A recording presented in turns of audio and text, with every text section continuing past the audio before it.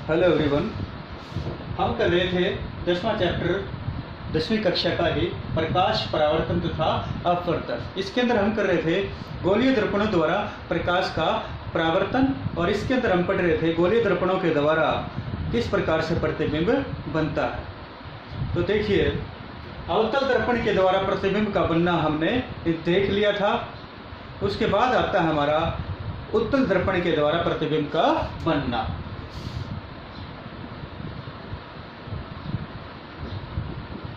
उत्तल दर्पण द्वारा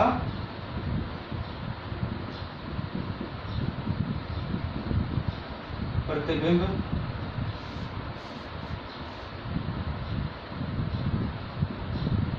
बनना। देखिए, अवतल दर्पण के अंदर क्या था, हमने 6 केस देखे थे। जब वस्तु अवतल दर्पण के सामने कितनी दूरी पर रखी है, कहाँ पर रखी है, तो उस आधार पर अवतल दर्पण के हमने 6 केस देखे थे, जिसके द्वारा हमने प्रतिबिंब का बनना पढ़ा था।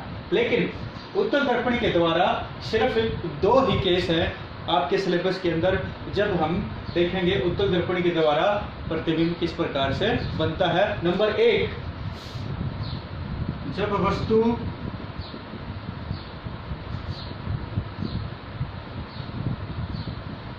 अनंत पर रखी हो।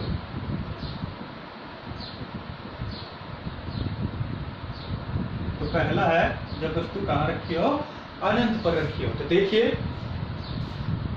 यह हमारा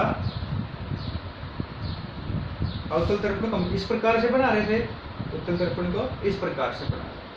तो उत्तल दर्पण के अंदर क्या है, परावर्तक पृष्ठ बाहर की ओर, इधर कहीं वक्रता के अंदर होगा। ये देखिए, ये दर्पण का ध्रुव P, यहाँ फोकस F और यहाँ वक्रता के अंदर C। तो वक्रता के अंदर से विपरीत दिशा में इसका परावर्तक पृष्ठ है, ये खुरदरापन पृष्ठ है, जिसको हम इस प्रकार से निरूपित करते हैं। तो वस्तु कहाँ रखी है, अनंत पर, यहाँ कहीं अनंत पर वस्तु रखी है। अब अवतल दर्पण जब हम कर रहे थे तो उसमें हमने पढ़ा था, जब वस्तु अनंत पर रखी हो तो प्रकाश की किरणें कैसी आती हैं, समांतर पड़ती है।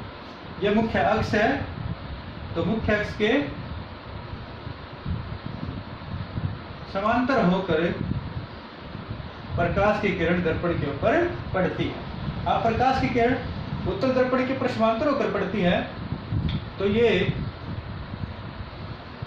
अब क्योंकि उत्तल दर्पण क्या करता है, प्रकाश की किरणों को फैला देता है, तो इस प्रकार से चली जाती है। तो ये दूर दूर जा रही है, तो इधर ये कहीं नहीं मिलेगी। लेकिन समांतर पड़ने वाली प्रकाश की किरणें परावर्तन के पश्चात दूर दूर चली जाती हैं। लेकिन किसके अंदर, उत्तल दर्पण के अंदर ये किससे गुजरती हुई, देखिए क्या है ये, फोकस से गुजरती हुई प्रतीत होती है,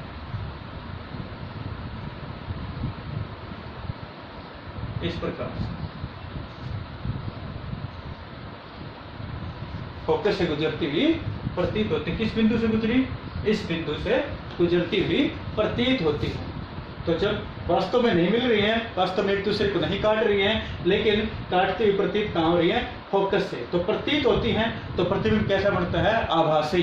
वास्तव में मिलती तो प्रतिबिंब कैसा होता, वास्तविक। इसी प्रकार से जैसे उसमें लिखा था हमने, यहाँ पर भी वही तीनों चीजें लिखेंगे हम।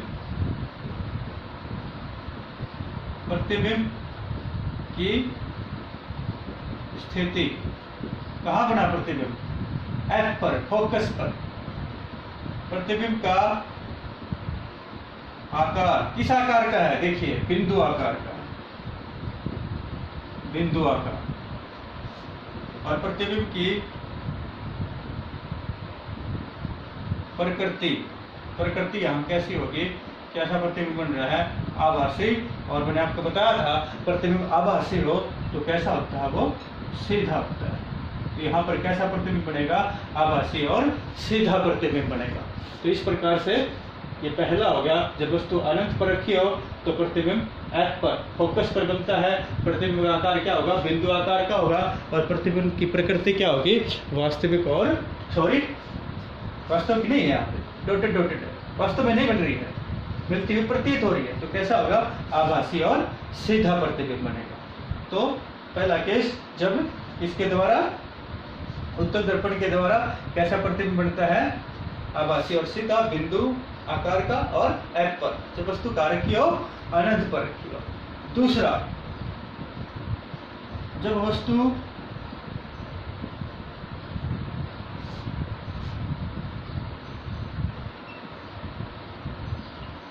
अनंत और दर्पण के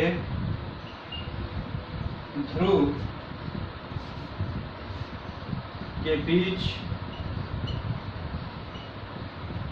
कहीं पर भी रखिए। देखिए, मैंने आपको बताया था इसमें सिर्फ दो ही केस है।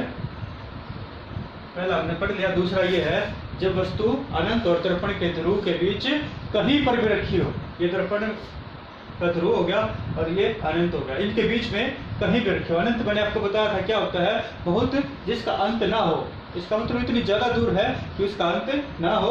और अनंत से आने वाले प्रकाश की किरणें कैसे आई थी? समांतर आई थी। अब देखिए यहाँ पर चित्र कैसे बनेगा।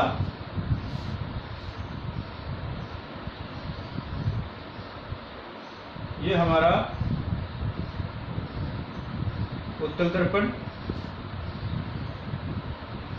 ये इसका ध्रुव P, ये फोकस F और ये वक्रता के अंदर C। यहाँ कहीं वस्तु रखी है, कहीं भी रख सकते हैं हम इसको। वस्तु A B। प्रकाश की किरण कैसे आ रही है? एक प्रकाश की किरण आई मुख्य अक्ष के समांतर। मुख्य अक्ष के समांतर आने वाले प्रकाश की किरण कैसे जाएगी?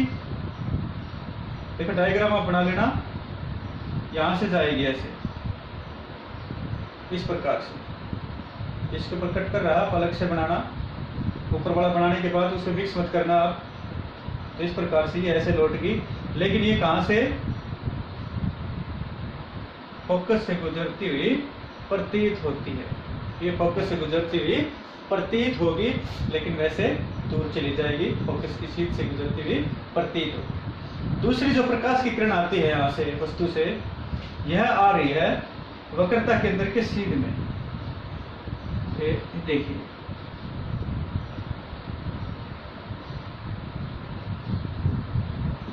ये वक्रता के अंदर के सीध से जा रही है। और जो वक्रता के अंदर की सीध से जाती है, ये वापस लौट जाती है। तो इधर तो ये वापस लौट जाएगी, लेकिन उधर ये वक्रता के अंदर के सीध से जाती है।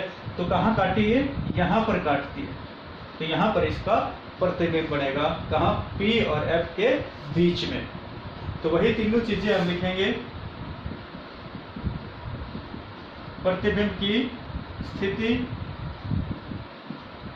कहाँ है?